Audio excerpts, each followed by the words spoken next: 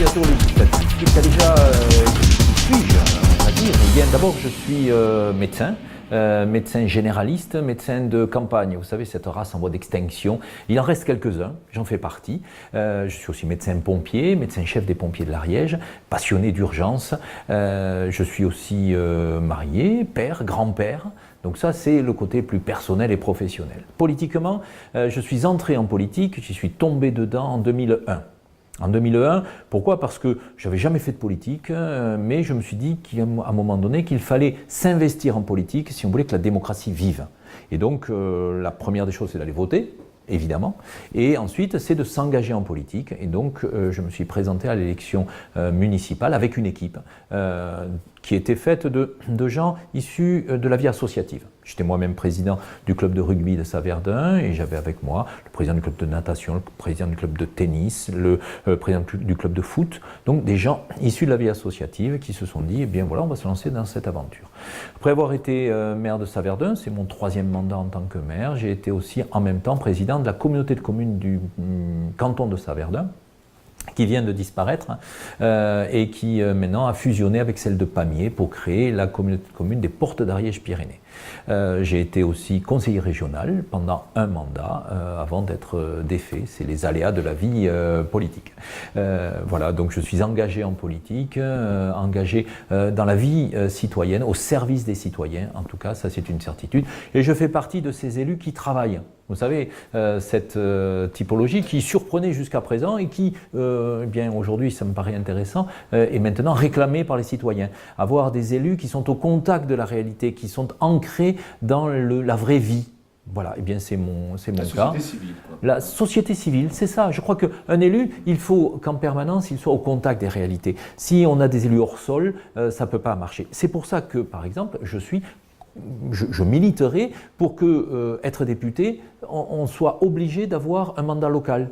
Peut-être pas un mandat exécutif local, c'est-à-dire peut-être pas être maire, encore que c'est tellement fondamental de connaître la réalité d'un territoire que ça me paraît très légitime. Eh bien, je crois que pour être député, il faut être au moins conseiller municipal, pour être au contact des réalités du quotidien. Vous savez, le maire, c'est celui à qui on vient tout demander. Problème social, problème de voirie, problème d'équipement, problème de médecine, toutes les réalités du quotidien, on vient le solliciter. Donc le maire, il est au contact de toutes ces réalités et donc je ne voudrais pas que les députés soient des gens hors sol, qui ne soient plus au contact des réalités.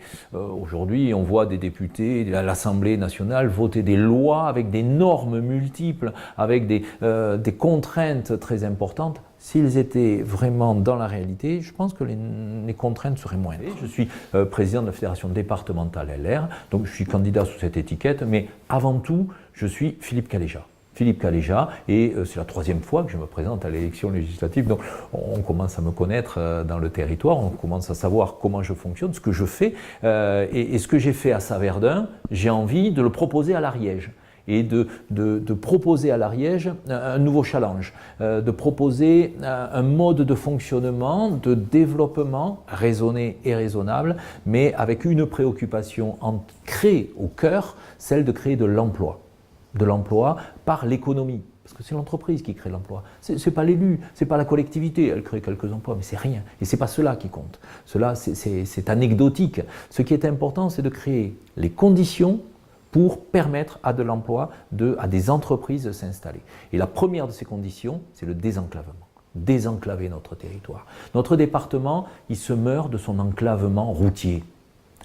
Aujourd'hui, moi ce que je dis, il faut un axe nord-sud, il est en train de se finir, c'est l'axe Toulouse-Barcelone, traversée centrale des Pyrénées par le département de l'Ariège, et puis faisons un axe est-ouest, une transversale qui irait de Castelnaudary à Saint-Martory. On fait ça, mais on désenclave les 3 vallées. On désenclave le Mirapicien et le Pays d'Olme, on désenclave la vallée de l'Ariège et on désenclave le Couserans. Et tout d'un coup, on se retrouve avec un territoire qui va être au carrefour du sud de la France et du sud de l'Europe. Aujourd'hui, pour aller de Narbonne à Tarbes, il faut remonter par Toulouse. Regardez une carte, vous verrez. Vous remontez par Toulouse pour redescendre ensuite. C'est des kilomètres en plus et c'est en plus de ça les rocades toulousaines à subir. Eh bien, Faisons-le passer par notre territoire, on aura ce grand contournement toulousain qui évitera les rocades toulousaines, qui désengorgera ces rocades toulousaines et qui donnera à notre territoire une existence. Ce que vit aujourd'hui la Basse-Ariège avec des entreprises qui viennent s'installer, eh bien, on le vivra dans tout notre département. Aujourd'hui, pour aller de Toulouse à Lavelanet, c'est un parcours du combattant. Pour des camions, pour des véhicules lourds, c'est difficile. Ayons une structuration routière, autoroutière de qualité, et là, on intéressera de nouveau les grandes entreprises et on sera vraiment structurellement capable de créer de l'emploi. Moi, c'est mon projet. J'en ai déjà discuté avec le maire de Toulouse, le maire de l'agglomération toulousaine, Jean-Luc Moudin, qui est entièrement d'accord, qui a découvert cette idée et qui dit oui, le contournement sud de Toulouse, il faut qu'il passe par l'Ariège. C'est un projet qui est non seulement départemental, mais aussi régional et national. Donc, il a toute pertinence. J'ai un projet pour l'Ariège, un vrai projet pour notre département, structurel.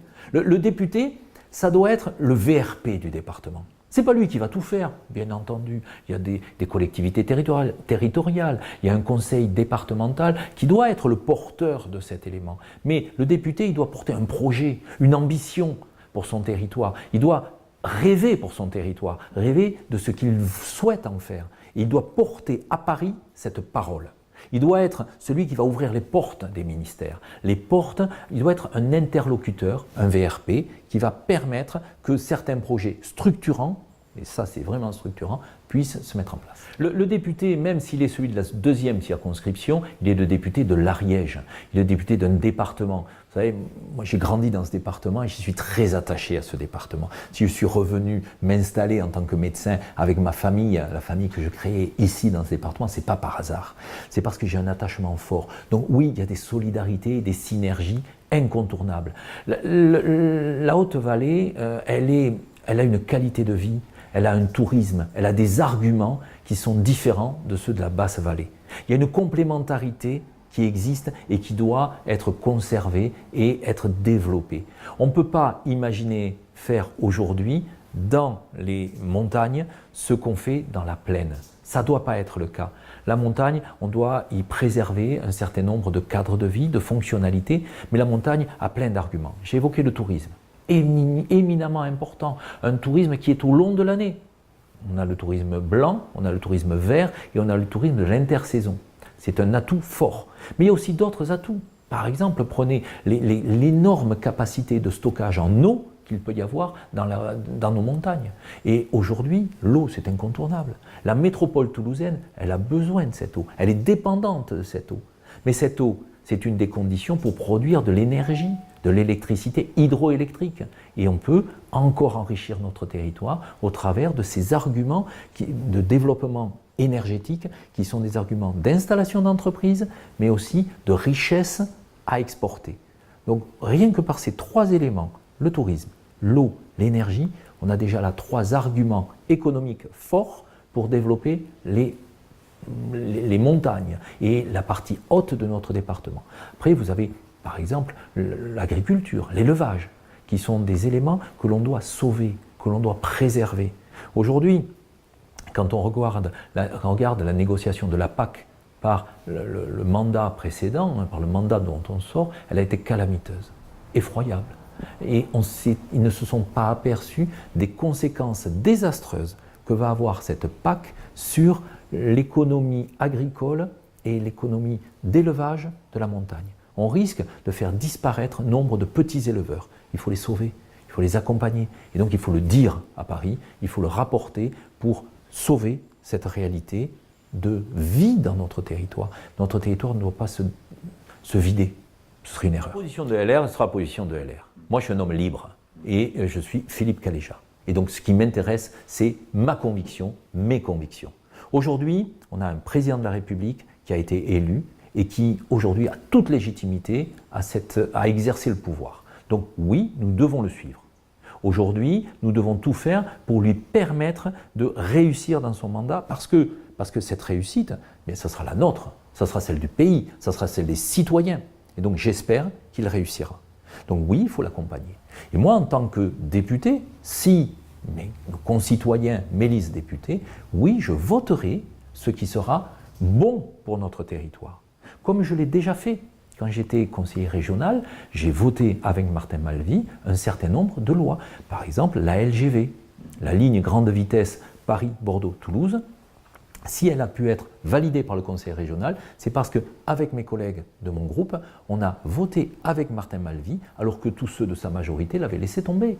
Les écologistes avaient voté contre, le PRG avait voté contre, et donc nous avons voté pour, ce qui a permis à Martin Malvy d'obtenir l'accord de l'Assemblée pour engager des fonds.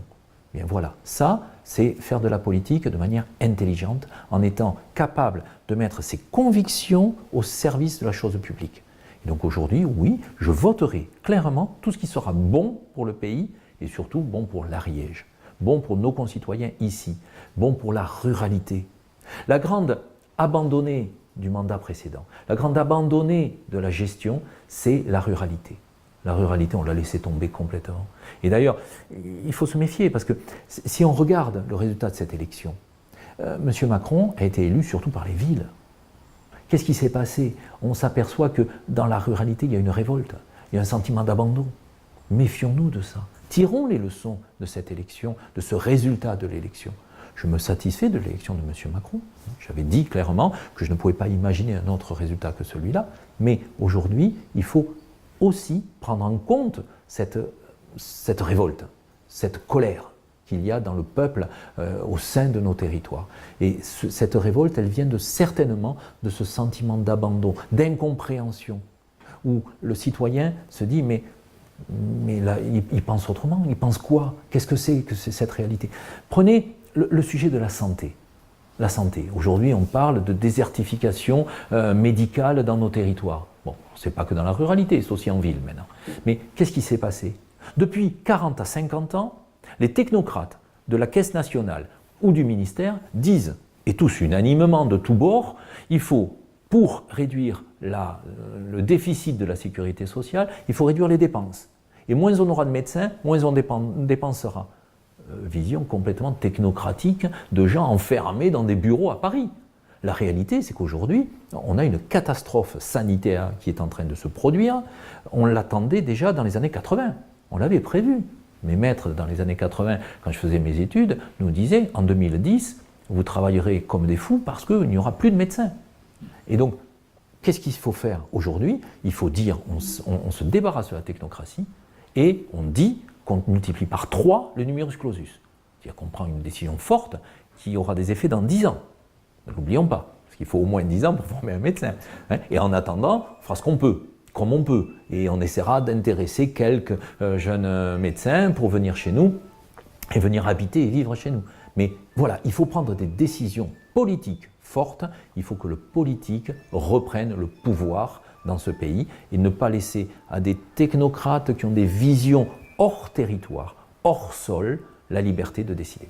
Première réunion publique à Pamiers le 16 mai à 20h, salle du Jeu de Maille. Donc je convie tous nos téléspectateurs, et oui, nos web téléspectateurs, je les convie tous à venir entendre qu'est-ce que j'ai à dire, à proposer et puis à échanger avec eux. Donc oui, le 16 mai et puis nous aurons d'autres temps de réunion que nous annoncerons ensuite. Nous viendrons à Mirepoix, nous irons à Saint-Giron, nous irons à Saverdun.